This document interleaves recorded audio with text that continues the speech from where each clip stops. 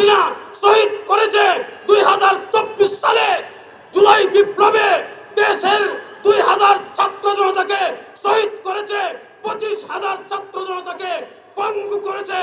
এর বিচার এই সরকারকে করতে হবে, অথবা ভবিষ্যৎ যে সরকার আসবে তাকে করতে হবে।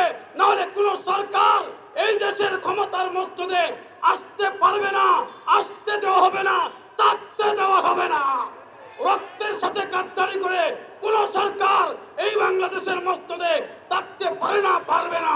আমি ধন্যবাদ জানাই আজকের এই আয়োজক কর্তৃপক্ষকে, আমাদের হেফাজত ইসলামের সর্বস্তরের নেতা কর্মীর পক্ষ থেকে প্রাণ ঢালা অভিনন্দন জানাই আজকের এই সুন্দর আয়োজন করার জন্য।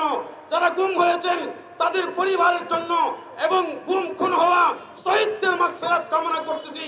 আমাদের এই মঞ্চে হেফাজত ইসলামের সম্মানিত নায়েবে আমির শাইখুল হাদিস আল্লামা আহমদ আলী কাসিমি উনি উপস্থিত আছেন। বয়োজ্যেষ্ঠ আলেমীদ্বীন, উনার ছেলে 2013 সাল থেকে এখন পর্যন্ত গুম, কোনো হদিস নাই।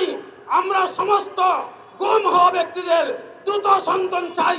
শেষ কথা, যারা নির্বাচনী ইশতেহারে এই ঘোষণা দিবে সমস্ত গুম খুনের হত্যার বিচার হবে, তাদেরকেই জনগণ ভবিষ্যতে নির্বাচিত করবে, অন্যদেরকে নয়। ওয়া আখিরু দাওয়ানা আলহামদুলিল্লাহি রাব্বিল আলামিন।